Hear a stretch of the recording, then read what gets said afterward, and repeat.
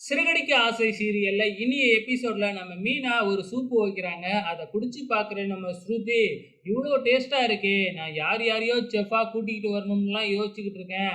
நீங்களே செஃப்பா வந்துருங்களேன். வேணும்னா பார்ட்னரா வேணா வந்துருங்க" அப்படின்னு கூப்பிடுறாங்க. ஆனா மீனா இருந்துகிட்டு, "இல்ல இல்ல அதெல்லாம் நல்லா இருக்காது. நான் உங்க கூட சேர்ந்துக்கிட்டு உங்க ஹோட்டலுக்கு வந்தேன்னா, அது ரவிக்கு எதிரா நான் செய்ற ஒரு செயலா இருக்கும். நீங்க உங்க வீட்டுக்காரர ரவிய சமாதானப்படுத்த முயற்சி பண்ணுங்க" அப்படின்னு மீனா ஸ்ருதிக்கு அட்வைஸ் பண்ணிக்கிட்டு இருக்கிறாங்க. அதுக்கப்புறம் நம்ம மீனா குடுத்த சூப்ப எல்லாருமே குடிச்சுக்கிட்டு இருக்கிறாங்க. ஸோ விஜயாவும் வாங்கி குடிக்கிறாங்க. அப்ப நம்ம முத்து சும்மா இல்லாம, டாக்டர் பட்டம் வாங்கணும்னு அம்மா சொன்னாங்க இல்லையா? பேசாம நீட் எக்ஸாம் எழுத சொல்லுங்க. நீட் எக்ஸாம் எழுதிட்டு டாக்டருக்கு படிக்க சொல்லுங்க அப்படின்னு நம்ம முத்து மீனா அவங்க அம்மாவ பார்த்து கிண்டல் பண்ணிக்கிட்டு இருக்கிறாங்க.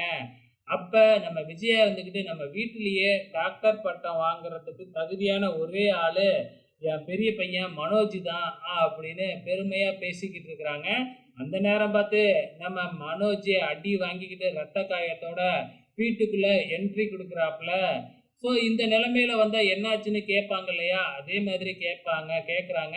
ஸோ மனோஜ் இப்ப நடந்த உண்மைய சொன்னோம்னா அவ்வளோதான், நம்ம நிலைமையே வேற மாதிரி ஆயிடும் அப்படின்னு சொல்லிட்டு டீலர் வீட்டுக்கு போயிருந்தேன். அந்த நேரம் பார்த்து அந்த டீலர் வீட்ல இல்ல. அவங்க மனைவி மட்டும் தான் தனியா இருந்தாங்க.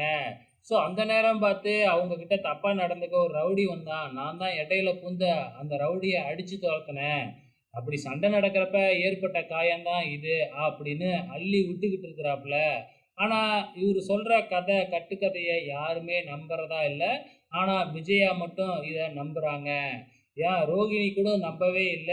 அங்க எதுவுமே காமிச்சுக்கல. அதுக்கப்புறம் ரூமுக்குள்ள போன உடனே, "ஒழுங்கா நடந்த உண்மைய சொல்லு" அப்படின்னு கேட்டு, தன்னோட மொட்டை ஃப்ரெண்ட் சந்தோஷ் தான் இந்த ஐடியா குடுத்தான் அப்படின்னு எல்லா உண்மையுமே ரோகிணி கிட்ட மட்டும் நம்ம மனோஜ் சொல்லிடுறாப்புல. இப்ப விஜயாவோட யோகா கிளாஸ காமிக்கிறாங்க. இன்னைக்கு பார்வதி ஆன்ட்டியோட பிறந்த நாளாட்டுக்கு. ஸோ அதுக்காக தலைவரு கேக்லாம் ஆர்டர் பண்ணி பொக்கையோட வந்திருக்கிறாப்புல. ஏன்னா பார்வதி ஆன்ட்டி பின்னாடி ஒருத்தன் சுத்திக்கிட்டு இருக்காப்புல இல்லையா? ஒரு பெரியவரு.